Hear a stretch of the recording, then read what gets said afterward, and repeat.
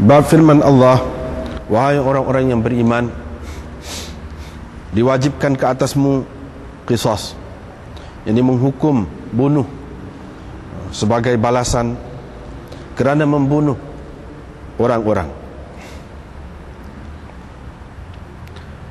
hingga ke akhir ayat. Bab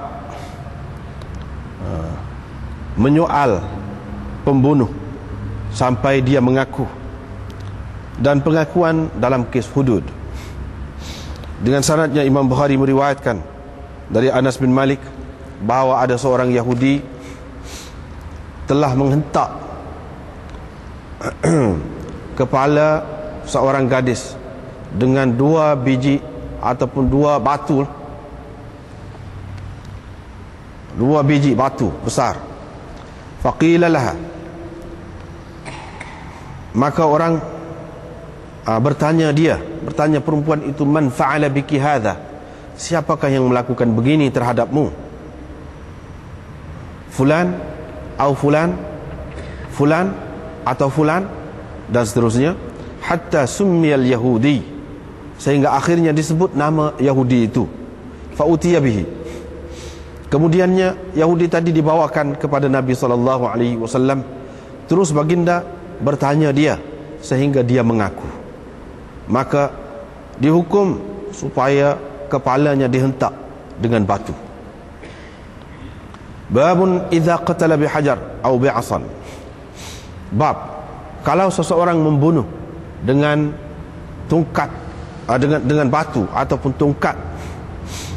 Dengan sanadnya Imam Bukhari meriwayatkan dari Anas bin Malik, beliau berkata, ada seorang gadis alaiha awdah, yang memakai perhiasan dia, yang ada barang kemas dia di Madinah. Dia memakai barang kemas itu. Qala, perawi berkata, yakni Anas, Yahudi, ada seorang Yahudi melemparkan batu kepadanya. Qala, perawi berkata, perempuan itu dibawa kepada Nabi SAW ketika masih lagi ada saki baki nyawanya, masih lagi ada nyawa ikan. Rasulullah SAW pun bertanya dia, fulan tukah, si fulan itukah membunuh engkau? Dia mengangkat kepalanya. Nabi bertanya lagi dia, fulan itu bunuh engkau, yakni mahu bunuh engkau? Dia mengangkat kepalanya. Pada kali yang ketiga Nabi SAW bertanya dia, fulan membunuh engkau? Dia menundukkan kepalanya, yakni mengangguk. Sebelum itu dah dia buat gitu, buat gitu. Pak akhir sekali angguk.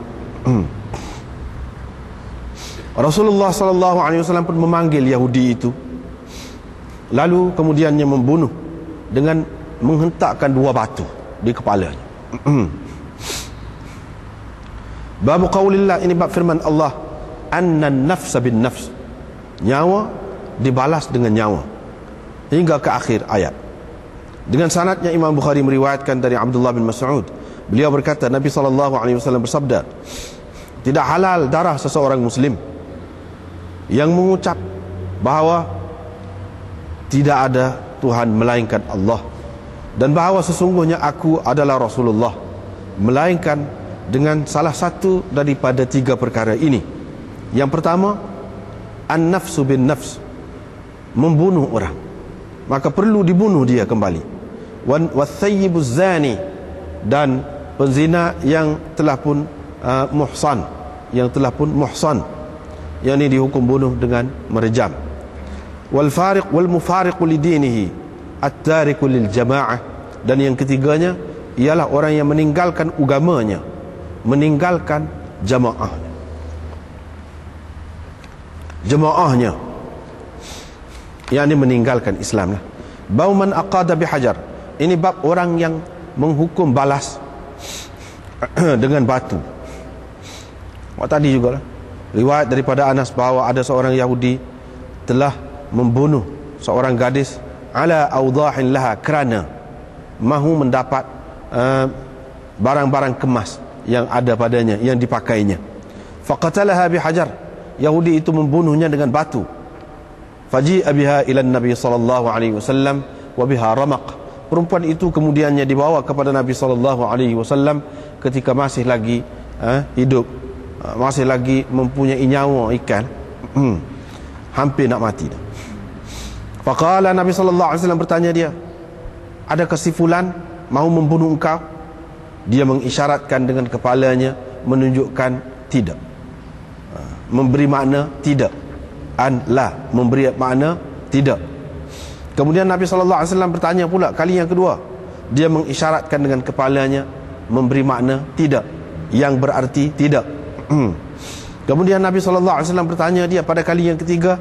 Dia mengisyaratkan dengan kepalanya, berarti ya, yang memberi makna ya. Maka Nabi sallallahu alaihi wasallam membunuh Yahudi itu dengan 2 batu. Bau man qutila lahu qatil fa huwa bi khairin nazarain. Bab seseorang yang terbunuh mana-mana ahli keluarganya, maka dia berhak memilih salah satu daripada 2 pilihan. Diriwayatkan dari Abi Hurairah bahawa Khuza'ah, yakni kabilah Khuza'ah, telah membunuh seorang lelaki. Dengan sanad satu lagi, Imam Bukhari bawa mari daripada Abu Hurairah juga. Ini peristiwa ini berlaku pada tahun pembukaan Mekah, iaitu puak-puak Khuza'ah telah membunuh seorang lelaki daripada Bani Laith, yakni puak-puak Bani Laith, kerana membalas dendam terhadap seorang dari kalangan mereka yang telah terbunuh semasa jahiliyah. Rasulullah sallallahu alaihi wasallam pun bersabda, kata baginda, sesungguhnya Allah telah menahan gajah daripada sampai ke Mekah ni, dan Allah telah memberi kuasa kepada Rasulnya dan kepada orang-orang mukmin, yakni untuk menguasai Mekah ni.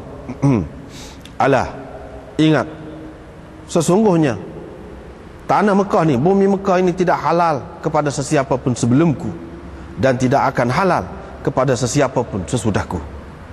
Ingat, sesungguhnya tanah Mekah ni, tanah haram ini, hanya dihalalkan untukku seketika saja dari waktu siang, yaitu sekarang ini, ketika sekarang ini. Wa innaha sa'ati hadhihi haramun, ketika sekarang ini sudah haram. Yani seketika saja daripada waktu siang telah dihalalkan kepada Nabi sallallahu alaihi wasallam sahaja.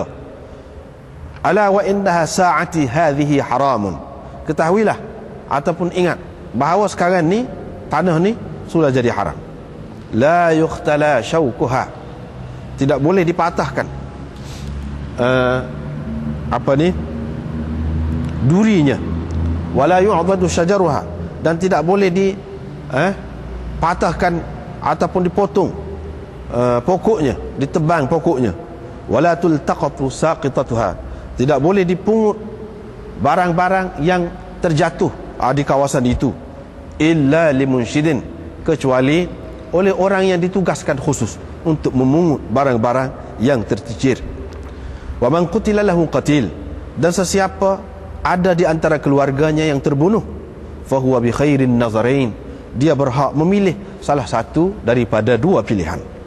Imma ayyuda, sama ada dia diberikan diat, yakni dia bersedia untuk diberikan diat. Wa imma yuqad, ataupun dia mahu pembunuh itu dihukum balas, dihukum qisas, diqawatkan, yakni dihukum qisas. Faqama rajulun min ahli al-Yaman, mendengar kata-kata Nabi SAW itu, seorang lelaki daripada penduduk Yaman bangkit. Dia dikenali, dipanggil Abu Shah. Dia berkata, tulislah untuk saya wahai Rasulullah, yakni apa yang kau sebut tadi, minta tulislah untuk saya. Rasulullah SAW pun bersabda, uktubu li Abi Shah, kamu tulislah untuk Abi Shah. Thumma qama rajulun min Quraisy, kemudian bangun seorang lelaki daripada Quraisy, yaitu bapa saudara Nabi SAW sendiri, Sayyidina Abbas. Beliau berkata, wahai Rasulullah, kecuali izkhir, yakni kecualikanlah izkhir, kerana kita gunakan rumput izkhir itu